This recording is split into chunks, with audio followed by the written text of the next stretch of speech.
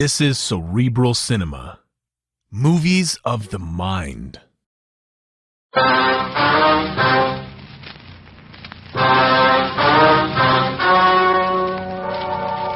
story you are about to hear is true. The names have been changed to protect the innocent. Fatima Cigarettes. Best of all, king-size cigarettes brings you Dragnet.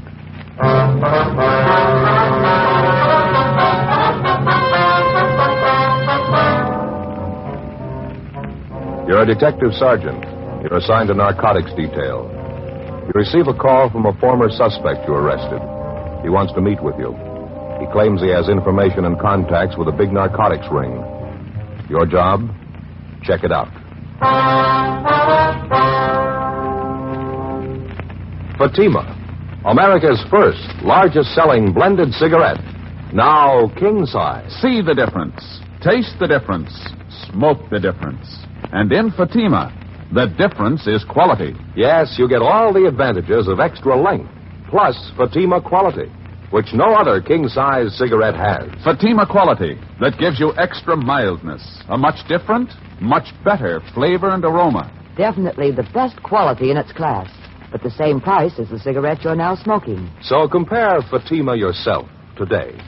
When you see the difference, taste the difference, smoke the difference, you'll switch to Fatima. Because in Fatima, the difference is quality. Ask your dealer for Fatima in the bright, sunny yellow pack. Fatima, best of all king-size cigarettes.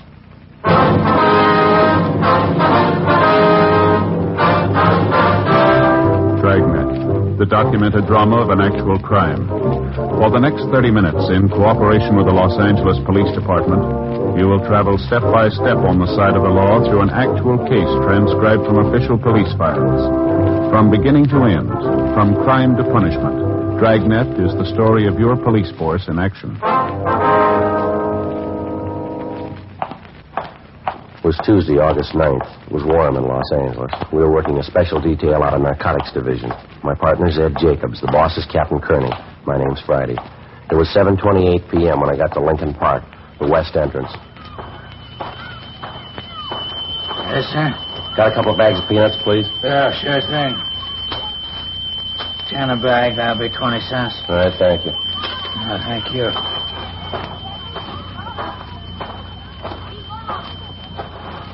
Hi, Friday. Jack? Could have come over sooner. I saw you walking around the park. Wanted to make sure you weren't tailed. Yeah, I made sure of that before I came in. Let's go over and sit down. Okay. Say, there's a lot of stuff just came in town. Some new pushers came with it. You know that? I heard some talk. Like to knock them over. I got the contact. What's in it for you, Jack? Couple of reasons. Yeah? One thing, I'd like to pay you back. I got out of jail last week. I talked to the wife. She told me what you've been doing for her and the kids while I've been up. A nice family, Jack. You let them down. And you didn't. I'm not going to forget it. Wife still has that job you got her. The kids' asthma's a lot better, too. Appreciate you finding that place in Tahunga for him. It sure helped. I was glad to do it. Want some peanuts? Yeah, thanks. Now, what about this narco ring you mentioned? Remember Snuffy Breen? Yeah. He busted in the same time he did me. Got a year. Yeah. Just before I got out of county last week, he told me to go see a guy, get me a job. What kind of a job? Same kind you busted me on before. Pushing the stuff. What's the guy's name? Cadillac Red. Hmm? Yeah. New York, I think. Likes to drive big cars. I guess that's how he got the name. Hmm? What's the story on him? Red's been in town a month. 4 or 5 guys with him, all from the east. Red says they got a big one to unload, 6 kilos. Heroin? Mm-hmm. Mexican stuff. They seem to be having trouble. What do you mean? Finding pushers, setting up a deal. The only contact they had out here was Snuffy. He's in the can. They're shouting around. Oh, what's my peanuts, Jack? Yeah. You talked to this Red, did you? Mm-hmm. What's he asking from you? Like I said, he wants me to start pushing stuff for him. They need contacts bad. I let him hang. I didn't say one way or the other. He's going to phone me tonight. Myself? What do you figure you'll tell him? Depends on you, Friday. I know one thing. I'm not going to start pushing the junk again. You get around it, you handle it, you start to chippy with it. Before you know it, you hook yourself. You figure what you want to do, I'll help all I can. I owe you that much. You pretty sure the gang needs contacts? Hungry for them. They're sitting on 20 ounces of junk. Can't find anyone to trust to push it to. They got problems. Yeah. Think you could give me an office to him? Pass me off as a buyer? Friend of yours, maybe? Good chance. How do you want to do it? Well, let him know you have a friend who's ready for a buy. Tell him I'm from up north. Make it Fresno. Red Mountain neighborhood, is that all right? Okay, sounds good. Well, this man, Cadillac Red, he's going to phone you tonight, is that right? Mm-hmm. I'll call you as soon as I hear from him. All right, fine. Don't call me at the office. Now, here. Here's my home phone. Don't worry about it. It's a silent number. I can't trace it. Mm-hmm. When you call there, if I'm not in, leave the message with my mother, okay? Your mother, okay. Present 49321. Okay, I'll ring. How much do you know about this Red? He impress you as a big operator? Middle size, I guess. He's out in New York. That's about all I know for sure. Same for the rest of the gang. He's supposed to be handling quality stuff real good. How good? Red claims it tests out 40%. I don't know what his asking price is. Where's this Red staying? Did you find that out? No, he wouldn't tell me. He was at a hotel on West 7th, but he moved yesterday. Memphis guy doesn't settle long in one place. Guess he's got a right to be shaky. All of them have. How do you mean? He got all that dough in the white stuff. Close to 50 G's worth. Kill him if you knock him over. Grab the junk. We'll kill a lot more if we don't. Before I left our informant, Jack Wallace, we set up a plan for future contacts. In case of any emergency, I would not attempt to get in touch with him at his rooming house at 3rd and Olive Streets. Instead, I'd contact him at his work, the Joe Adonis Meat Market on West Temple, where he was employed as a butcher. Wallace also promised to try to get me a sample of the heroin from the narcotics ring. 10:50 p.m. I checked back in at the office and briefed Captain Kearney. Sounds a little fantastic, Joe. 6 kilos. If it's true, it's a break a cop gets once in a lifetime. Well, that's the way Wallace tells it. I can't figure any reason why he'd lie to me. How about this front man, Red? You checked him out yet? Well, Ed's checking him through the moniker file now. He's a New York operator. That's all Wallace could tell me. You got any idea where the plant is? No, I don't. Wallace didn't even know where Red was living. Red's supposed to have a meet with him tonight. I gave him my home phone and told him not to contact the office. You got any court cases pending? No, but I got 2 I was going to file on tomorrow. You better give me the packages. I'll have Lou Walters assign them to somebody else. You and Jacob stay with this gang, put them to bed, and get them up. All right. Wallace is going to try to get you a sample of the junk, huh? Yeah, he said he'd try. Captain? Joe? Oh, hi. Hi, Ed. You dig up anything? I don't know. Found one Cadillac Red. Could be our boy. You get a mug on him? No, all we have is correspondence from New York. There was a warrant on him back in 1945. Same thing, narcotics. Later that year, the warrant was canceled. He was picked up. No disposition. You want us to radiogram New York for a rundown on him? No, let's not stir it up. Starting tomorrow, you two stay away from here. Get yourselves fixed up in a hotel room downtown. Let me know where you're staying. Okay. Call me at 2 o'clock sharp in the afternoon. I'll make it a point to be here. Better call me on the inside line. Right, Skipper. Where do you think we ought to set up, Joe? Oh, I don't know. How about Pop Sherman's place down there on Hill Street? He'll cooperate. You know what that stuff did to his boy. Yeah, okay. You want to check in tonight? No, my wife's going to scream her head off as it is. You better make it in the morning, huh? All right with me. Narcotics, Kearney. Oh, yes, ma'am. Just a minute. From you, Joe. Okay, thank you. Friday talking. Oh, yeah, Ma. Mm-hmm. Did he say what time? Yeah, okay. No, don't worry. I'll get a bite downtown, then I'll be home. Yeah, okay. Bye.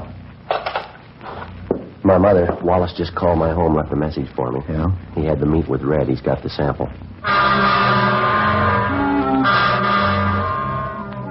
At 7:30 the next morning, Ed Jacobs and I checked in at Pop Sherman's hotel on South Hill Street and took adjoining rooms. We'd left all possible identification in our lockers at the office. At 9:30 a.m., technicians from our crime lab arrived and installed a bug in my room and set up the receiver next door in Ed's room. In the event any of the gang happened to come to my room, they'd be able to record the conversation. I registered as Paul Lindsay, San Diego, California. Ed registered as Ray Morrissey, Sacramento. At 11 a.m., I went alone to Adonis Meat Market, where our informant, Jack Wallace, handed me a dummy package, which I took back to the hotel. Inside the package, I found a sample of the narcotics along with a note from Wallace. He wrote that he'd arranged a meet with Red for that night. I was to pick up Wallace in front of the subway terminal building, the Hill Street side, at 9:30 p.m.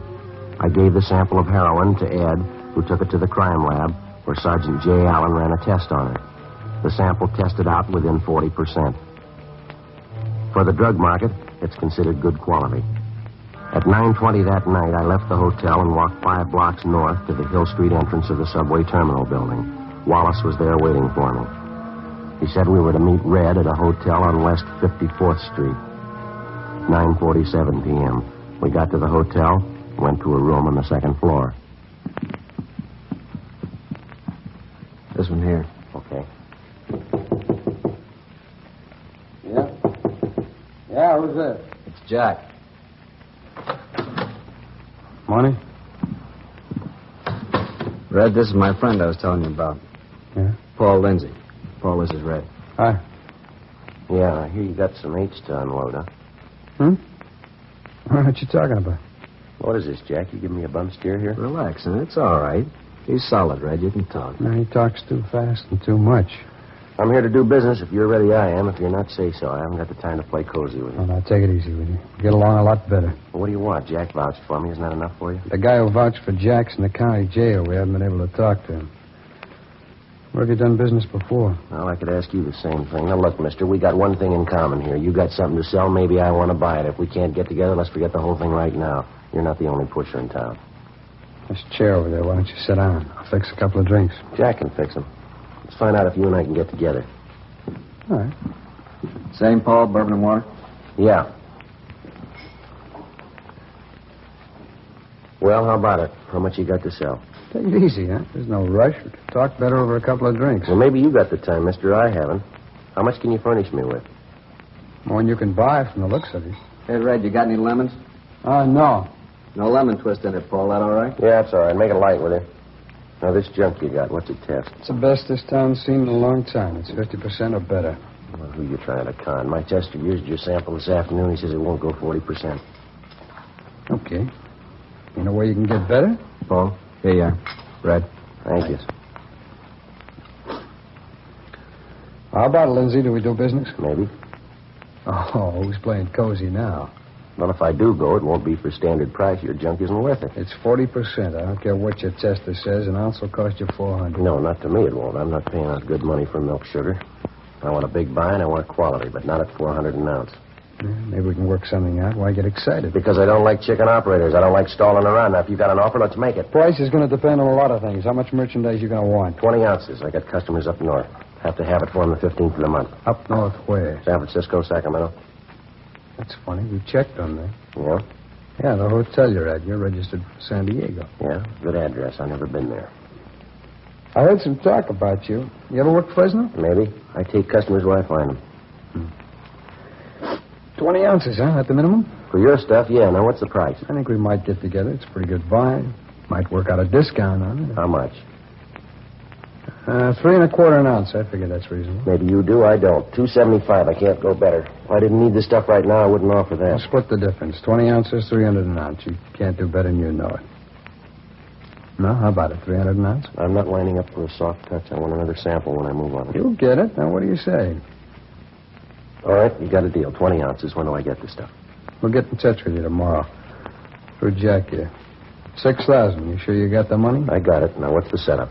Tomorrow, you'll get the word. All right. If I don't hear by 4 p.m., I'll know you're gone hinky. I'll look up somebody else. You'll hear. How about it, Jack? You ready to go? Yeah, okay. See you later, Red. Jack? Yeah?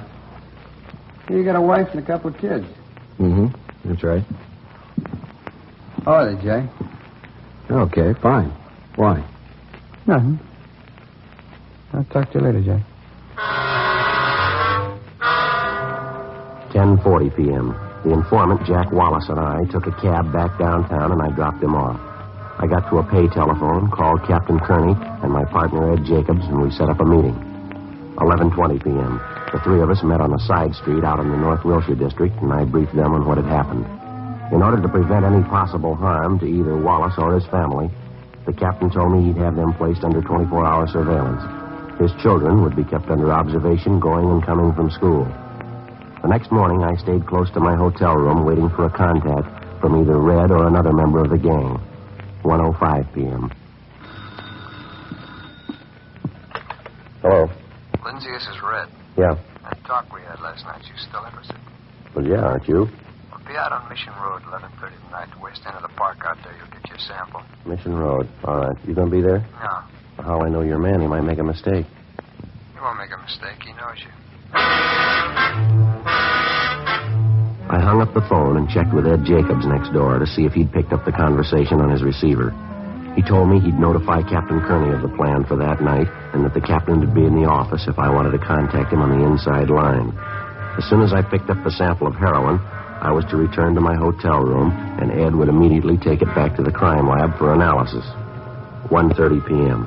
I left the hotel, went downtown to a payphone, called home, and talked to my mother. She said there hadn't been any phone calls. I walked around for a couple of hours, went to a late afternoon show, and then I went over to Frank Tang's place for dinner. 11:15 p.m. I caught a yellow streetcar going north on Main Street and rode to the end of the line on Mission Road. It was about 300 yards from there to the designated meeting place, the west end of the park. The place was dark, completely deserted. 11:25 p.m. 11:30.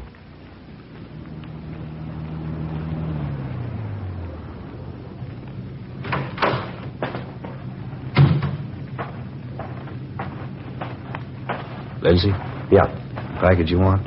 Eucalyptus tree back there in the middle of the park. Where? Straight back there. You can't miss it. You'll find the package under a rock at the bottom of the tree. See you later.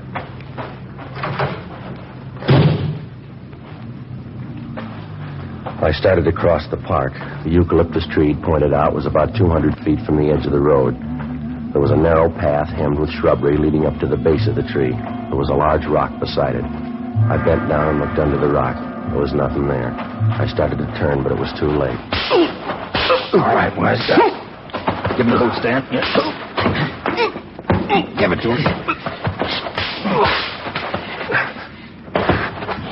Shake his pocket, Stan.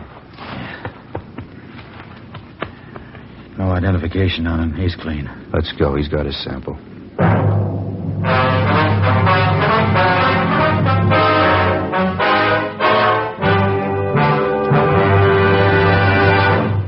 You are listening to Dragnet, authentic stories of your police force in action. Fatima, America's first, largest-selling blended cigarette. Now king size. See the difference, taste the difference, smoke the difference. And in Fatima, the difference is quality. Yes, you get all the advantages of extra length, plus Fatima quality, which no other king-size cigarette has. You see, Fatima contains the finest domestic and Turkish tobaccos, superbly blended. And Fatima is extra mild, with a much different, much better flavor and aroma. Fatima, definitely the best quality in its class, but the same price as the cigarette you are now smoking. No wonder more smokers now insist on king-size Fatima than ever before. Friends, try Fatima. Buy several packs. Compare them. We're convinced you'll start the new year with Fatima. Yes, when you see the difference, taste the difference, smoke the difference, you'll switch to Fatima. Because in Fatima, the difference is quality. Buy Fatima. Best of all, king-size cigarettes.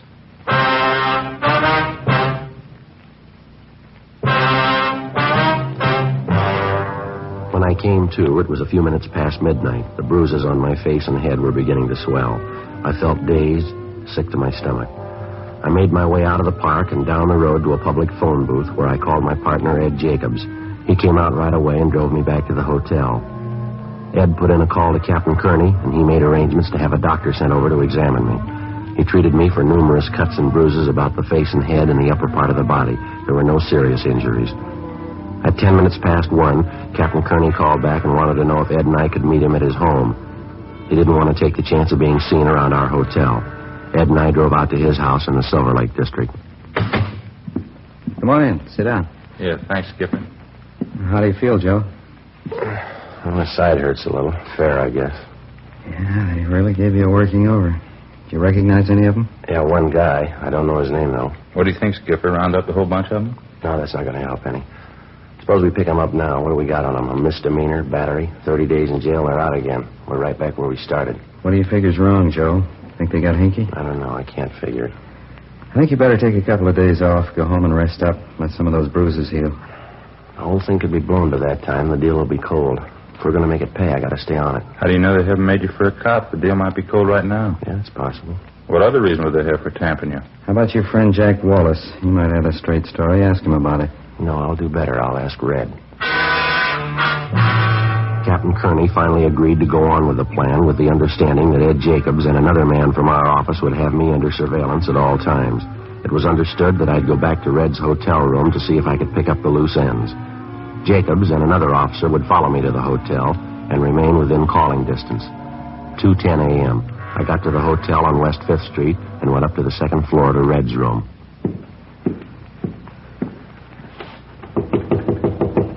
Yeah, who's there? Lindsay. How you doing, Lindsay? You lousy punk.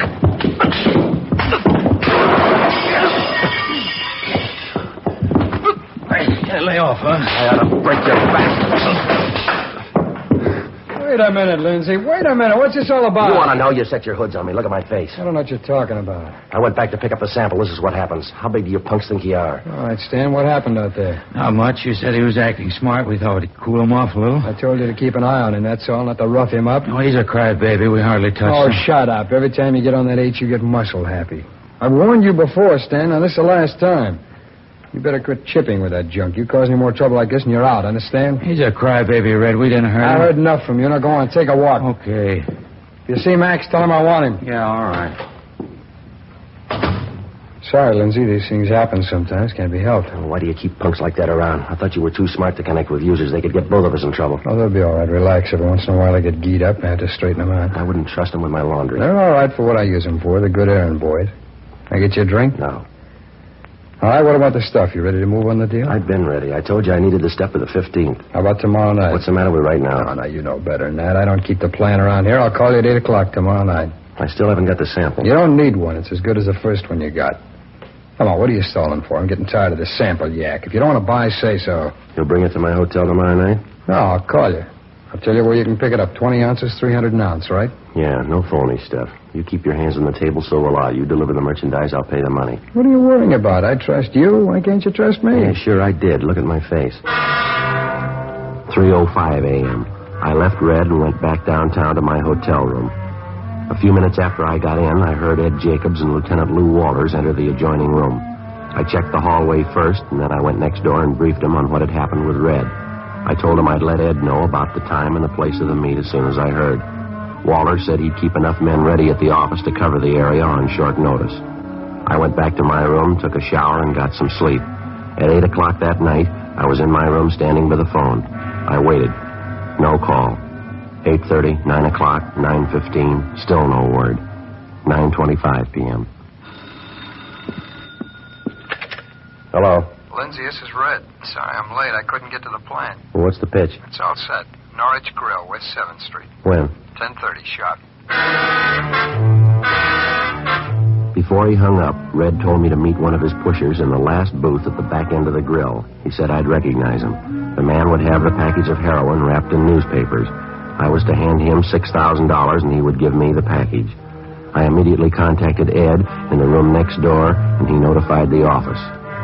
At 10:15 p.m., I left the hotel with a dummy package of money containing 6 marked bills. 10:28 p.m. I got to the Norwich Grill on West 7th Street. It was almost empty.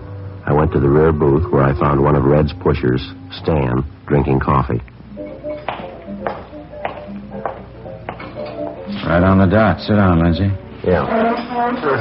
Well, let's not camp on this thing. You got the money? I done business with you before. Where's the stuff? Didn't Red tell you where to be? Yeah, wrapped up in that newspaper.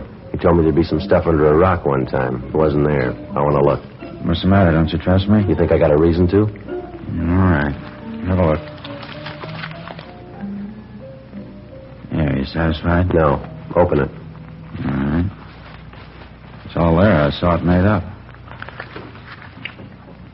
That enough for you? Yeah. Okay. You just made a deal. Yeah, what do you have?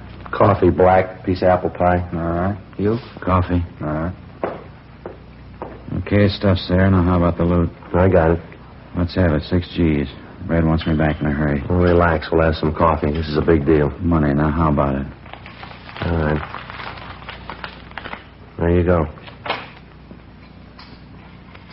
What's the matter with you? What are you shaking about? Nothing. I'm a little nervous. Red wouldn't let me have a fix before I left. Getting a little sick. I'm going to have a look here. What are you doing? Red told me to tell you not to open it till you got it back to him. Who are you kidding, mister? All right, you go ahead and open it up. You'll have to answer for it, not me. Sure. Hey, what's the deal? Only a few bills in here. The rest of it's paper. You trying to beat us? It's already done. You won't get away with this. We'll fix you up. Max is outside. Friday, we saw him take the envelope. You get the stuff? Yeah, right here. Guy waiting outside, Joe. We got him. They're taking him in now. Cops, lousy cops. Wait till Red hears about this. He will. Head. Yeah, I'll get him. Okay, let's go. Come on, fella, move. What are you grabbing me for? I deliver the stuff, that's all. These big deals aren't mine. I'm small time. Fix once in a while, that's all I want. Just little fixes. The biggest deal I ever made. Yeah, sure. It's the truth. Now, what about Red? He's got a lot of this stuff left. This guy's above him. Big dealers. Why don't you get them? We'll get him. You'll never guess who the other two are. They're real high powers. Big deals. Nothing but big deals. You won't bust them 100 years. Yeah, let's go. Get my coat, will you, Ed, please? Yeah, okay. Hey, forgot your check. Who's going to pay for the coffee? Here you will. Who? This one. Me? Yeah, you just made a big deal.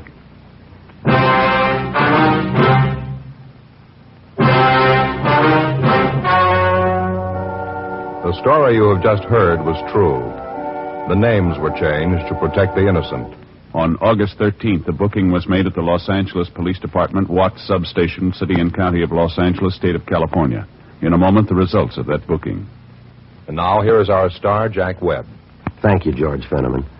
Friends, last year we were honored with thousands of letters from listeners all over the country. Letters telling us that you've bought Fatimas and you find them the best of all king-size cigarettes. Well, thanks to you and the many thousands of other smokers who have switched to Fatima. Now, if you haven't tried Fatimas yet, make this your cue for the new year. Next time, get yourself a pack of Fatimas. Compare them. See the difference. Taste the difference. Smoke the difference. And when you do, I'm convinced that you'll switch to Fatima. Because believe me, in Fatima, the difference is quality.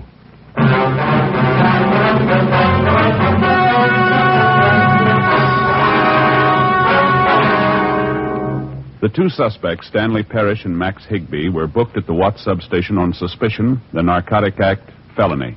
After a meeting in the district attorney's office, they expressed their desire to assist the police in the apprehension of the outstanding members of the gang. They were filed on, and before a magistrate in municipal court, they waived their right to a preliminary hearing to conceal the fact of their arrest.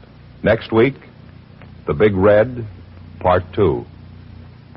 Ladies and gentlemen, to build our strength against aggression, we must equip our armed forces with the weapons of war. At the same time, we must produce adequate supplies of civilian goods in order to keep prices down and defeat inflation. We can meet this double challenge by raising our productivity, by turning out more goods and services for every hour we work, and by refusing to let up until our nation is secure. Remember, the better we produce, the stronger we grow.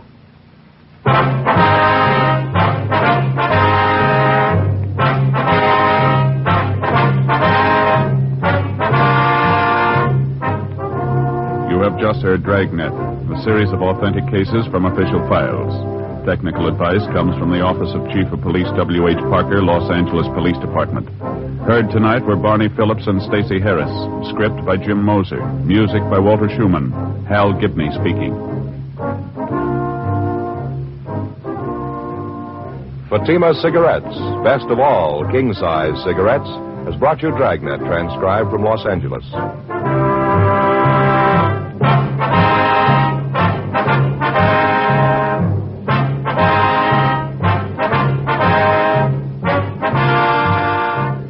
Every day during every one of your waking hours, NBC broadcasts the very finest in comedy, mystery, music, drama, news, and programs of public service. So always set your dial to NBC, the leader in radio programming. Counter Spy fights international intrigue next on NBC.